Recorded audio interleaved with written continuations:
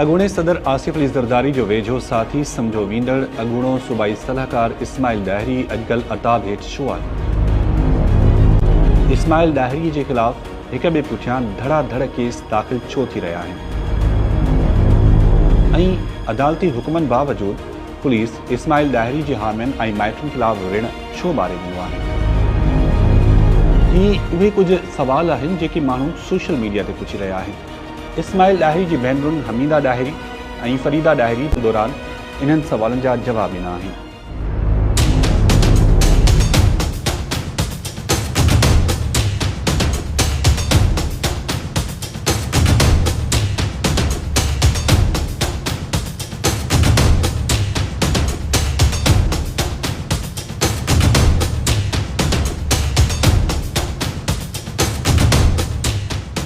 हमीदा ॾाहिरी जो चवणु आहे त चूंडनि दौरान सरदार ख़ान मोहम्मद ऐं बहादुर ॾाहिरीअ खे पीपल्स पार्टी पारां टिकट्स ॾिनी वयूं हुयूं।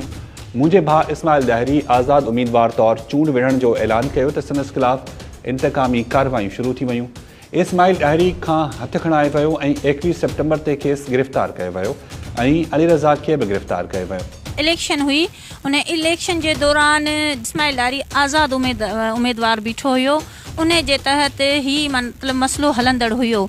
कुझु ॾींहंनि खां पोइ इलेक्शन शुरू थी वई ऐं ही इलेक्शन में बीहण शुरू थी विया। हुन सरदार ख़ान मोहम्मद ऐं बहादुर साहब खे सीट ॾिनी ऐं जेको इस्माइल ॾाहिरी खे न ॾिनी, उहो आज़ाद उम्मीदवार हुयो। 30-40 गाॾियूं लैंड क्रोज़र काहे आया असांजे दौलतपुर शहर वारे बंगले ते। उते इस्माइल साहब खे ही माना ज़ोरीअ खणी विया। पोइ उते खणी पोइ हिन खां छा ॻाल्हायूं छा न ॻाल्हायूं इन जी असांखे ख़बर न आहे।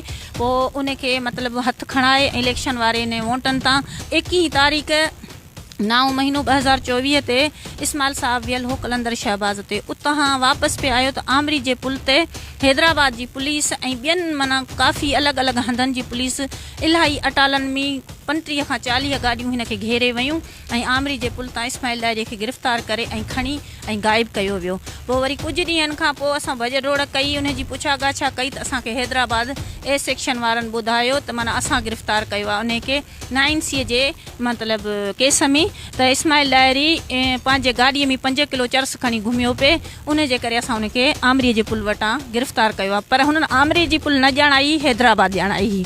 इन दौरान हिननि जो मसइलो हलंदड़ हो। हाणे कुझु ॾींहंनि खां वठी मतिलबु जीअं इहो मसइलो हलंदड़ रहियो, उन खां पोइ अली रज़ा वियो हैदराबाद में। 9C जी हिननि जी ज़मानत बहाल थी वई।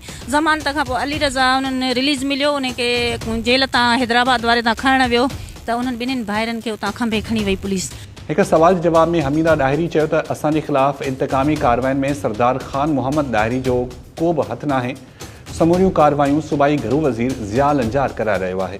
कंहिं बि मतिलबु बयान में न चयो आहे त सरदार ख़ान मोहम्मद ॾाहिरीअ हिन सां मतिलबु गिरफ़्तार करायो आहे या हिनखे सरदार ख़ान मोहम्मद ॾाहिरीअ जो मतिलबु हथु आहे। इस्तेमालु ज़िया हसन लंजार खे कयो आहे। ख़ान मोहम्मद ॾाहिरी असांखे कुझु बि नथो करे सघे ऐं न असांजे मथां अहिड़ो कमु कराए सघे थो। हमीदा ॾाहिरी चयो त अॼु बि दौलतपुर जे कचे में इस्माइल ॾाहिरी जी ज़मीन ते पुलिस अटालनि सां चढ़ाई करे वॾो नुक़सानु कयो वियो। रुगो असांखे ई न जेल में मौजूदु इस्माइल ॾाहिरी ऐं अली रज़ा जी हयातियुनि खे बि ख़तरो आहे। तंहिं करे मूं अदालत में तहफ़ुज़ जी दरख़्वास्त दाख़िल कराई आहे। इस्माइल ॾाहिरी जी भेण फरीदा ॾाहिरी बि चयो त असांजे भाउ ऐं असांखे सियासी इंतकाम जो निशानो बणायो पियो वञे। असांजी ज़मीन आहे कचे वारी दौलतपुर खां हेठि, उन ते अॼु कम से कम 35-40 गाॾियूं अलॻि अलॻि माना हदुनि जूं माना पूरी डिवीज़न जी पुलिस उते लथल हुई, जिन सां गॾु ट्रियाला बि हुआ। उन्हनि सां गॾु ट्रियाला बि हुआ ऐं उन्हनि सां गॾु जेके माना इलाही अटाला पुलिस जा कम से कम 35 खां 40 गाॾियूं हुयूं। ऐं उहे गाॾियुनि में जीअं असांजूं मशीनियूं पाणी ॾींदियूं आहिनि ज़मीनुनि खे रेज करण लाइ शुरू हारी, उहे मशीनियूं बि खणी विया। सोलर जी जेकी आहे इन्वेटर उहो बि खणी विया। सोलर जूं लाइटुनि जूं जेकियूं बि तारूं हुयूं उहे सभु खणी विया। कुझु प्लेटूं सोलर जूं टोड़े विया आहिनि ऐं उन्हनि सां गॾु कुझु काफ़ी भञ राह कई वई आहे ऐं लाइट जी तार लाहे वई आहे। उन्हनि असां ते इहो इल्ज़ाम हयो त मां हिननि ॾे बिल रहियल आहे। असां वटि को बि बिल रहियल उन्हनि जो न आहे। बिल सभु असां वटि पिया आहिनि, असां वटि प्रूफ आहिनि। पोइ असांजे कचे ते जेके आहे सो असांजो खयूं अथनि कलर 300 बोरी खयूं अथनि, मिशनियूं खयूं अथनि। उन खां पोइ लुट फुर काफ़ी पिया कनि ऐं उन खां पोइ जेको सियासी तौरु आहे मसइलो असां सां उन जो ई आहे ऐं ज़िया लंजार वारनि जो आहे। इस्माइल ॾाहिरी जी ॿिन्ही भेनरुनि चयो त असांजो मुतालबो आहे त असांजे भाइरनि ऐं ख़ानदान ख़िलाफ़ सियासी इंतकामी कार्रवायूं बंदि कयूं वञनि। उमेदु आहे त अदालतूं असां सां इंसाफ़ कंदियूं।